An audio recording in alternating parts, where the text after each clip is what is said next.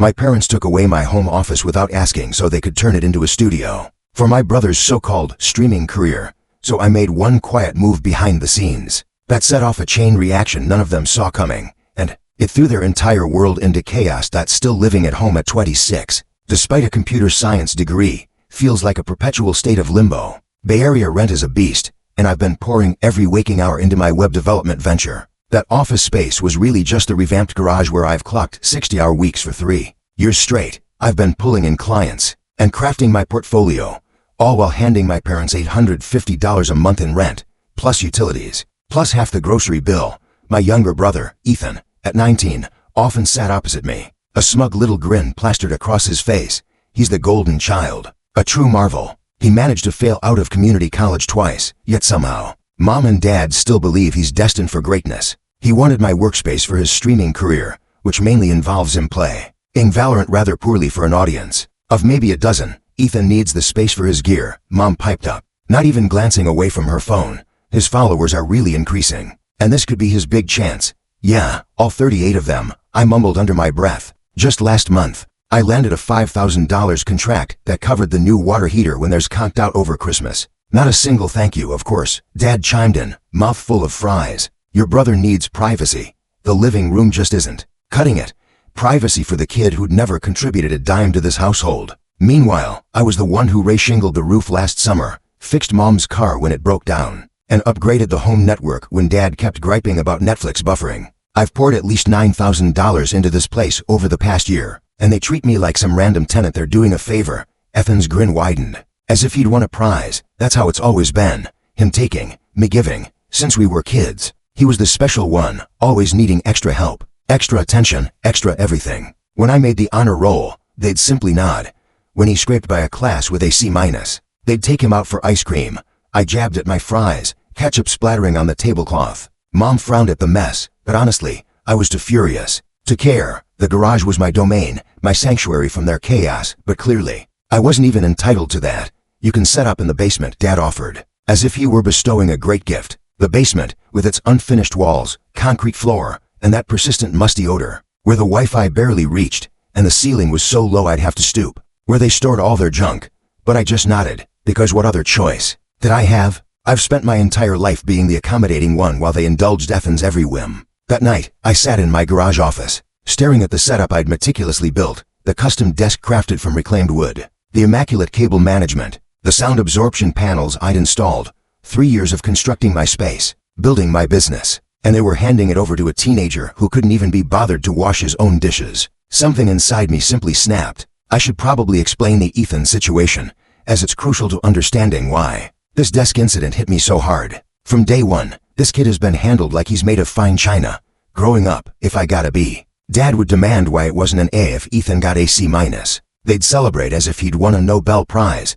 He's just wired differently. Mom would say, he needs more support. Meanwhile, I was the responsible one, the one who had his act together. Translation, the child they didn't have to worry about. So they didn't. When I was 16, I saved for 6 months to buy my first laptop. Ethan received the newest iPhone for his 12th birthday because all of his friends had one. I worked my tail off for a scholarship to the state university. Ethan flunked out of community college, and they blamed his professors for not grasping his learning style. Then, they paid for him to try again at a different school, which he also flunked out of. When I moved back home after graduation, the understanding was I'd pay rent and stay until I was established a reasonable arrangement. But somehow, I also became the in-house tech support handyman and emergency fund. Last year, the furnace died during the coldest week of January. Repair bill, $2,700. Guess whose savings paid for it? Not my parents, who both held decent jobs. Certainly not Ethan, who was between opportunities. It was me, with a promise they'd pay me back soon. I'm still waiting on that. 3 months ago, Dad's car needed a new transmission, $1,800 from my client funds. Last summer, I spent 2 weeks replacing the rotting deck, paying for materials and doing the labor while Ethan played video games inside. When they had friends over to see the new deck, Dad joked, yeah, got it done for cheap. He never mentioned I built the damn thing. Every time I try to bring this stuff up, Mom gets teary and Dad gets defensive. Family helps family heal, say, but it only ever seems to flow in one direction. So yes, the garage workspace meant a great deal to me. It was the one place in this house that was truly mine, where I built something from nothing and now they were handing it to Ethan because his streaming career might take off someday. That night, I couldn't sleep. I just lay there, cataloging every instance they'd favored him over me, every time they'd taken from me to give to him, every time I'd stifled my anger and played along. Not anymore. The next morning, I skipped the usual family breakfast. I couldn't bear to look at Ethan's smug face or listen to Mom discuss how they'd redecorate my workspace for him. Instead, I sat in my car in the driveway, scrolling through apartment listings. I'd been saving for my own place, but with Bay Area rent, I figured I needed at least another year. But I decided I'd live on Rumman if I had to. I found a studio in Oakland, 500 square feet, a dated kitchen, but it had a decent-sized alcove, perfect for my desk setup. $1,850 a month, which was actually below market for anything not actively in flames. The landlord wanted first, last, and security. $5,550 upfront.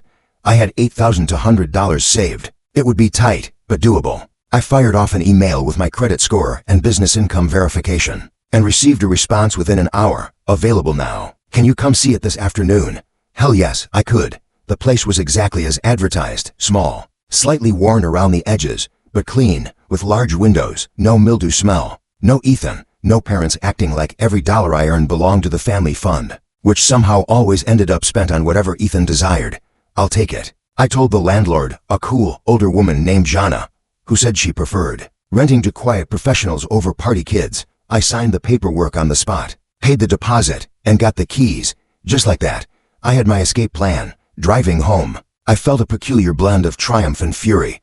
I should have done this years ago. Instead, I'd been bankrolling a family that viewed me as nothing but a resource to exploit. Well, resources can run dry. I didn't tell them about the apartment. Instead, when Mom texted asking if I could pick up groceries on the way home, I wrote back, sure, as if nothing had changed. But I didn't buy the usual $200 worth. Just milk and bread, the bare minimum. Where's the rest? She asked when I walked in with one sad little bag. Budget's tight this month, I said, shrugging. Figured we could all chip in. The look on her face was as if I'd suggested we start eating the furniture. But you always get the groceries on Tuesdays. Yeah, well, things change. Dad was in the garage, my garage, measuring for Ethan's new streaming desk. They were planning to buy a $600 gaming setup they'd somehow find money for, despite claiming poverty whenever I mentioned the $4,500 they owed me. Hey, the printer's jammed again. He called out when he saw me. Can you take a look? Normally, I drop everything to fix it. 20 minutes of my life to extract whatever paper Ethan had crammed in there incorrectly. Not today. Can't. I said. Client deadline. Can it wait? Your mother needs to print some work stuff. Nope.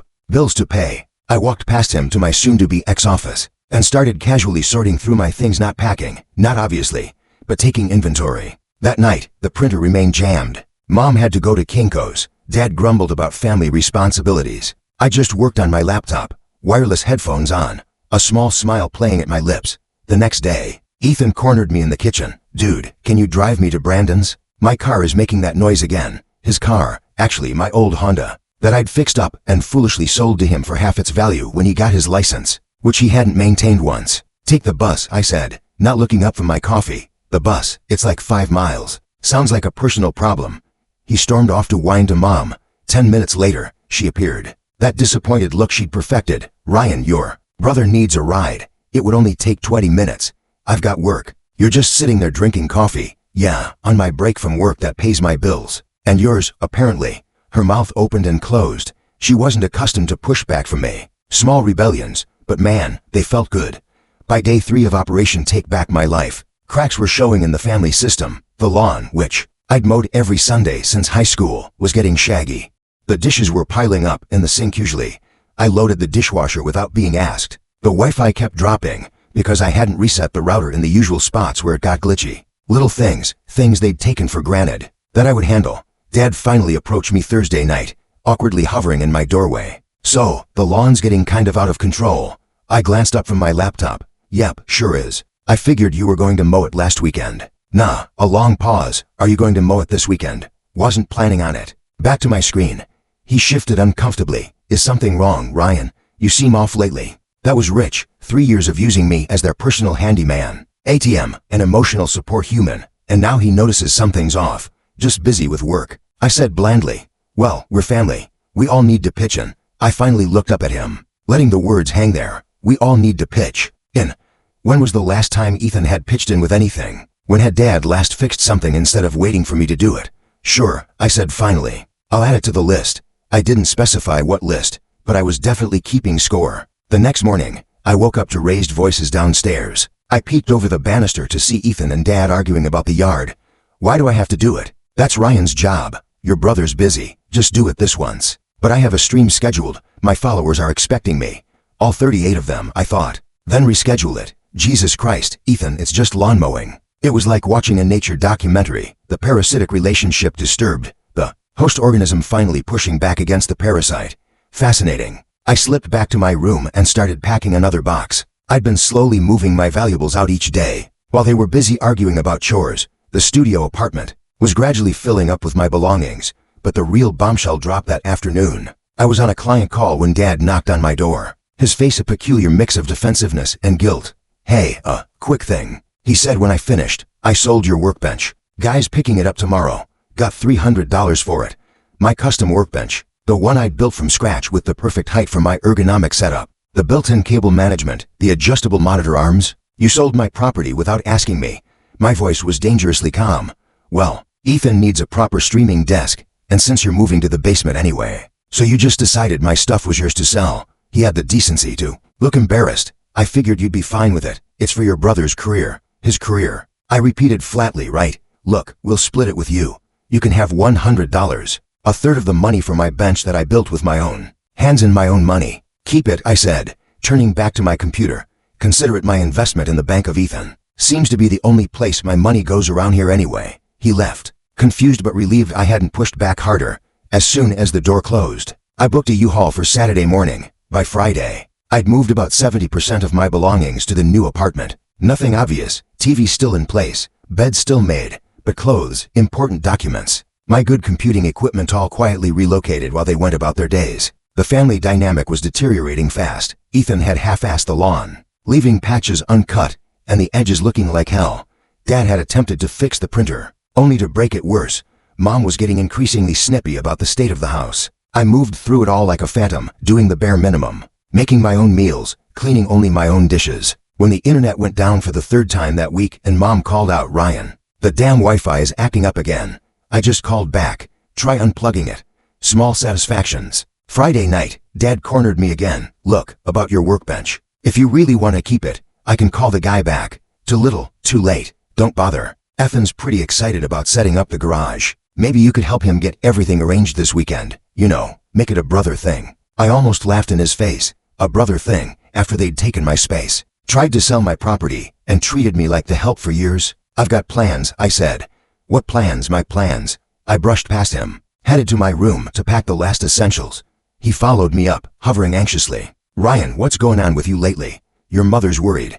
Of course, not I'm worried. But your mother's worried. Classic dad deflection. Nothing's going on, I said. Carefully neutral, just establishing some boundaries. Boundaries were family. And there it was, the magic word that was supposed to excuse everything, family. The get-out-of-jail-free card they played whenever they wanted something from me. Yes, I agreed. We are family, which is why it's interesting that when Ethan wants something, it's we need to support each other. But when I need something, it's you're an adult, figure it out. Dad's face flushed. That's not fair. We've supported you plenty. Name one time in the last year you've helped me with anything. One time you've put my needs first.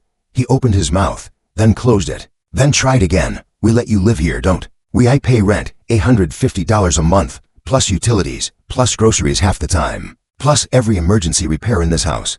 I'm not living here, Dad. I'm subsidizing all of you. That's ridiculous. You're twisting things, am I? How much have I spent fixing this place up in the last year? The furnace, the deck, your transmission. Over $8,000. How much has Ethan contributed ever? He didn't have an answer for that. And now you're taking my workspace, the one place in this house that's actually mine, and giving it to him, then selling my property without asking. So tell me again how this is a two-way street. Dad's expression cycled through anger, defensiveness, and finally, uncomfortable realization. We didn't think. No, I cut him off. You didn't. I turned back to my closet, started pulling out the last of my clothes, not bothering to hide it. What are you doing? Dad asked, his voice suddenly uncertain. Packing. For what? I stopped, looked him dead in the eye. I'm moving out tomorrow. The shock on his face would have been comical if it wasn't so pathetic. Moving out? Where? Why didn't you tell us? Signed a lease last week, and I'm telling you now. But the basement, we figured. That I'd keep bankrolling this household while you guys kept taking. Yeah, that was the plan, wasn't it? He didn't deny it, which told me everything. Ryan, let's talk about this. Your mother will be upset. I'm sure she will be. The ATM is leaving.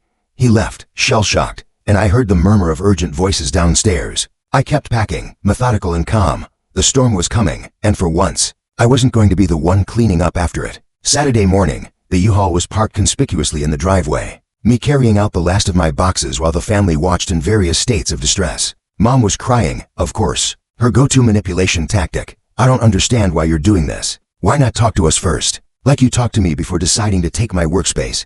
I loaded another box. Not breaking rhythm. That's different. Ethan needed. Ethan always needs. Ethan always gets. I'm just finally taking myself out of the equation. Dad was alternating between anger and bargaining. This is childish, Ryan. Running away because you didn't get your way. Not running away, I corrected, hefting my computer tower into the truck, moving on. There's a difference. Ethan was sulking on the porch, his future streaming career suddenly in jeopardy. Without me there to set up his equipment and troubleshoot his technical problems. What about my desk? He whined.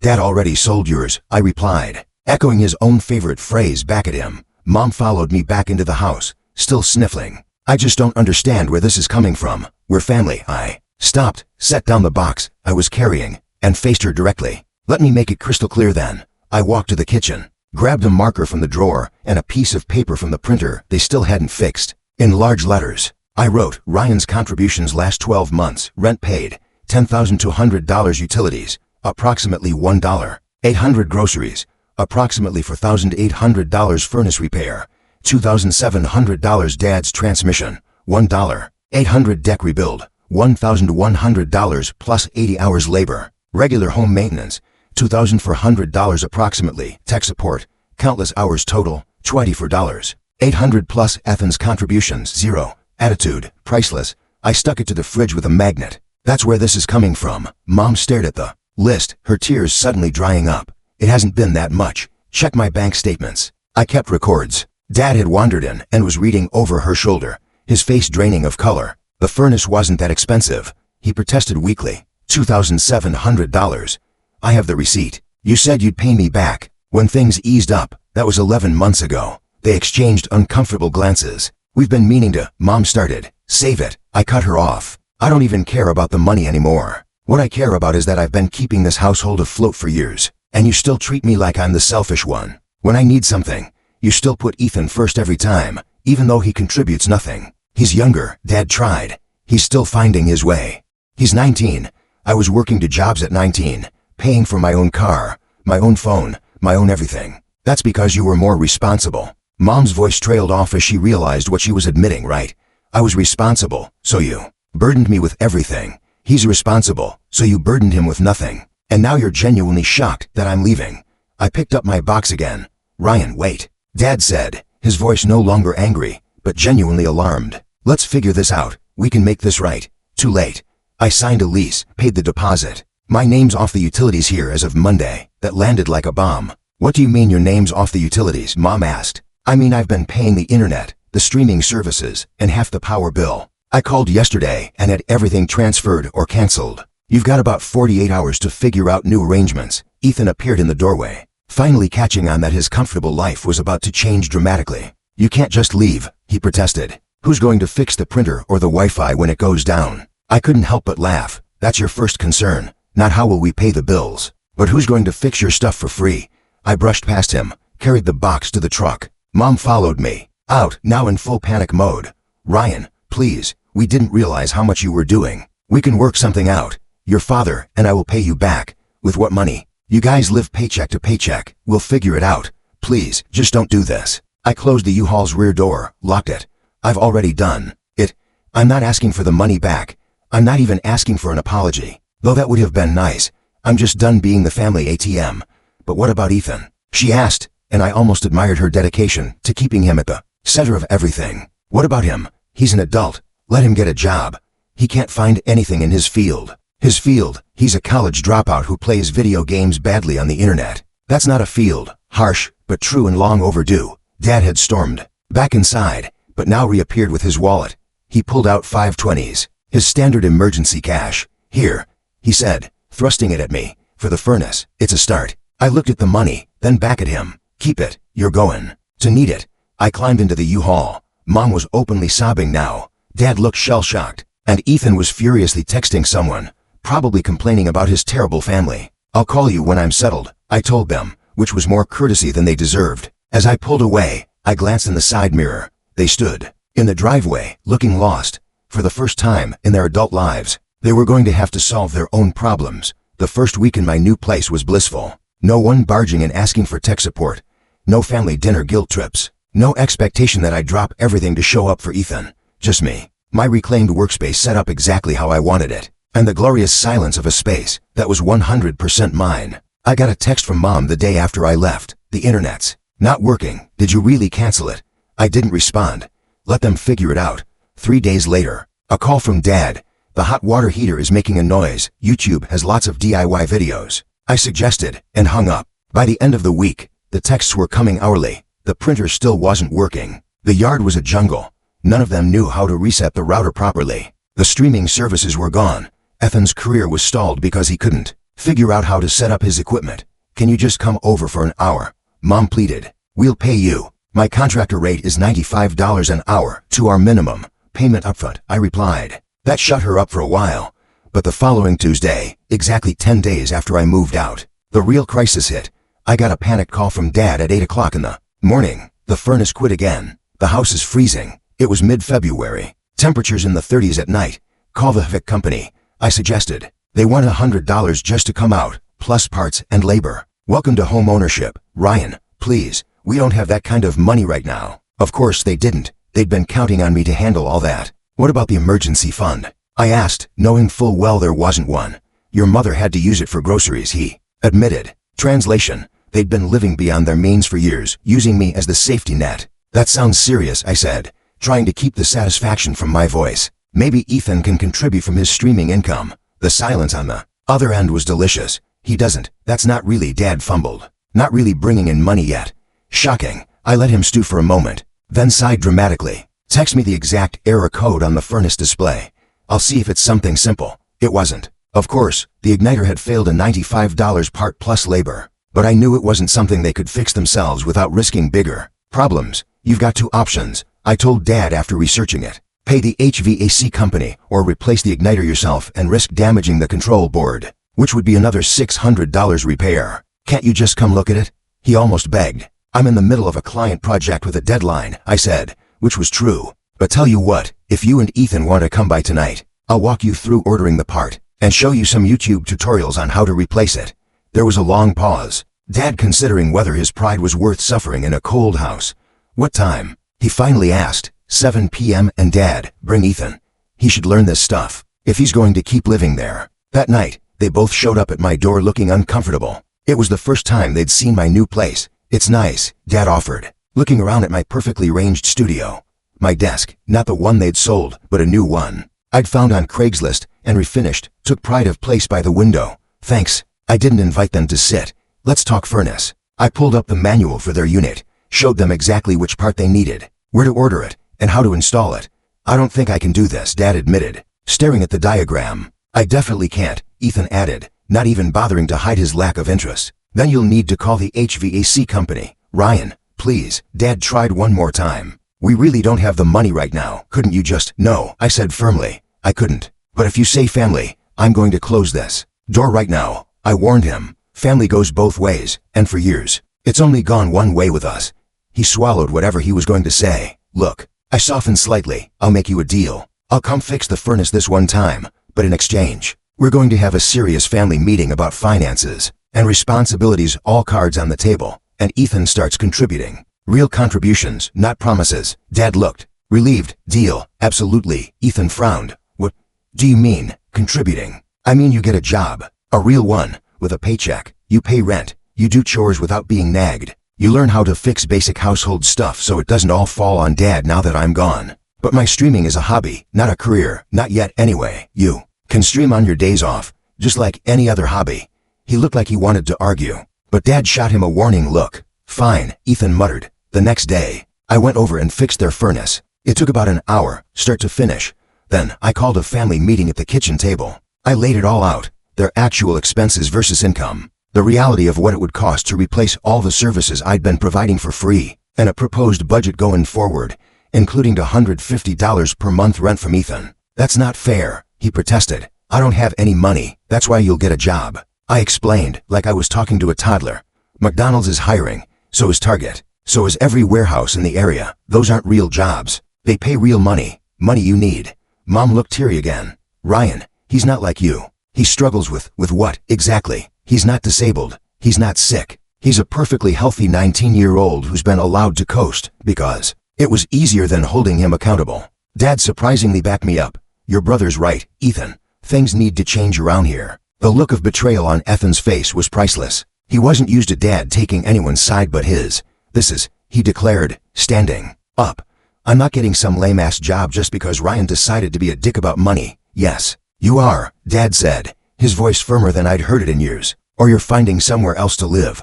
Holy actual parenting happening before my eyes. Ethan stormed out, slamming his door like the adult he definitely wasn't. "He'll calm down," Mom said, but she sounded uncertain. "And if he doesn't?" I asked. Dad sighed heavily. "Then he really will have to figure something else out. We can't keep going like this." I hadn't expected that. Maybe, just maybe, they were finally getting it. "What about you?" I asked. I meant what I said about all cards on the table. "I've been subsidizing this household for years. That stops now." They looked at each other, then nodded slowly. "We'll figure it out," Dad said. "Get on a budget, maybe pick up some extra shifts." "Good," I said, standing up. "I'll check in next week to see how it's going." As I headed for the door, Mom called after me. "Will you come for dinner sometimes? Not to fix things, just to visit." I paused.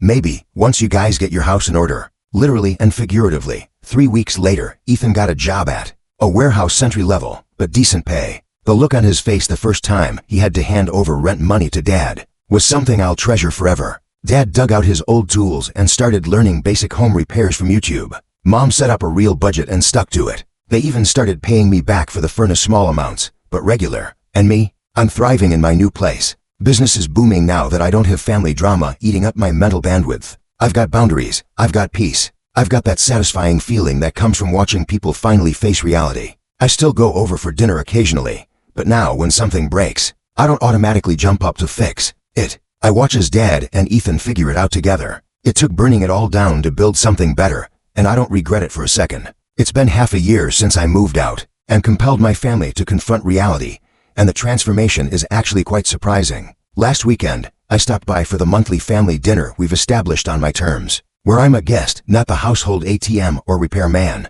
The lawn was actually mowed. The kitchen sink wasn't piled with dishes, and most surprisingly, Ethan wasn't glued to his gaming setup. Turns out the golden child learned some tough lessons these past months. His streaming career hit a wall fast once he had to balance it with his warehouse job. No more 12-hour gaming marathons when you've got an 8-hour shift moving boxes. He complained about it constantly at first, according to Mom, but something unexpected happened. He got promoted to shift lead last week. Dad told me proudly over pot roast. The youngest one they've ever had in that position. Ethan actually looked embarrassed by the praise, which was new. "It's not a big deal," he said. "Just means more responsibility for barely more money." "Welcome to adulthood," I said, but without the bite I would have had before. The real shocker came after dinner, when the dishwasher made a weird grinding noise mid-cycle. Dad muttered something, then instead of looking at me expectantly, turned to Ethan. "Can you take a look at that tomorrow? Probably just something caught in the filter." And Ethan just nodded, as if this were normal, as if he'd been handling household maintenance all along. "He's gotten pretty good with basic repairs," Mom explained, seeing my surprised face. "After you left and the toilet broke for the 3rd time, he finally took initiative." "YouTube tutorials," Ethan shrugged. "Same ones you used to watch." I almost fell out of my chair. Later, Dad walked me out to my car and awkwardly handed me an envelope. Inside was $500 cash. "It's not everything we owe you," he said quickly, "but we've been putting aside a little each month. Figured we'd start making real payments, not just token ones." I was genuinely speechless. For years, money had only flowed one direction. In this family, from my pocket to theirs, this reversal felt alien. "Thanks," I finally managed. "I appreciate it. We should have done better by you," Dad said, staring at his shoes. "I didn't realize how much we were taking advantage until you weren't there to take advantage of anymore. It's not an excuse, but I'm sorry." Again, words I never thought I'd hear. "Ethan's different too," he continued. "Having real responsibilities, earning his own money, it's been good for him. Made him grow up. Better late than never." I said, but without rancor. Yeah, Dad hesitated, then asked, "You doing okay? Place working out?" "Better than okay," I told him truthfully. "Business has doubled since I moved. Turns out not having my resources drained constantly lets me focus on actually building something." He winced slightly but nodded. "You deserved better from us." As I drove home, I realized something had shifted fundamentally. My family hadn't just adjusted to my absence, they'd actually grown from it. Ethan was developing into a functioning adult. My parents were taking responsibility for their finances, and most importantly, they were finally acknowledging what they'd done.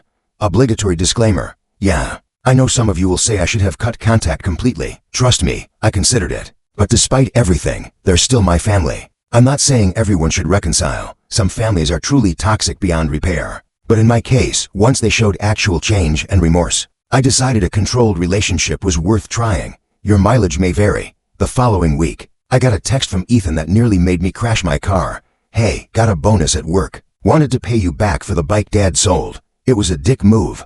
Let me know your Venmo." I'm not making this up. I literally had to pull over because I thought I was hallucinating, or someone had stolen his phone. I actually checked if I was hallucinating. The golden child acknowledging a wrong and offering to make it right without being forced. I sent him my Venmo info, half expecting nothing to come of it. 10 minutes later, $300 hit my account with the note for the bike. "Sorry it took so long." It wasn't just about the money, it was the recognition. The acknowledgement that what had happened wasn't okay. That weekend, something even stranger happened. Ethan called. Not texted, actually called and asked if I'd help him set up a basic budget spreadsheet. The warehouse is offering a 401k match, and I don't know about investing, but I figure I should start. I invited him over, showed him how to track expenses, explained compound interest, and set him up with some basic financial literacy resources. The entire time, he paid attention, asked questions, took notes like an actual adult human. As he was leaving, he paused at the door. "Your place is really nice. Way better than that moldy basement they were going to stick you in." "Thanks, I like it." He shifted awkwardly. "I was a real ass about the garage and a lot of other stuff. I didn't realize how much you were carrying for everyone." I hadn't expected an apology from him, not ever. "Really? Water under the bridge," I said, meaning it. "Mom and Dad really miss having you around," he added. "Not just for fixing stuff. They actually miss you." "I miss certain things too," I admitted. "Not the exploitation part, but the good parts of family." He nodded, understanding. "For what it's worth, I'm glad you stood up for yourself." Things needed to change. Now, 6 months out, I can honestly say my scorched earth exit was the best thing I could have done, not just for me, but for all of us. Mom and Dad are on a budget for the first time in their adult lives. They've started building an emergency fund. Dad's become surprisingly handy around the house. Ethan's not just working, he's thriving, with actual structure and expectations. He still games and streams occasionally, but as a hobby, not a delusional career plan. He's talking about taking classes at community college again, but with a realistic plan this time. And me, I've started dating again, joined a rock climbing gym, expanded my client base. All the energy that used to go into propping up my family now goes into building my own life. I still maintain firm boundaries. I don't lend money. I don't drop everything to fix their problems. But the dynamic has completely transformed. We're slowly rebuilding a relationship based on mutual respect rather than exploitation. It's still a work in progress, but for the first time, it feels like progress is actually happening. Sometimes the kindest thing you can do for people is to stop enabling their worst behaviors. It's messy and painful, but if they're capable of growth at all, they might just thank you for it eventually. My family did, and I never saw that plot twist coming.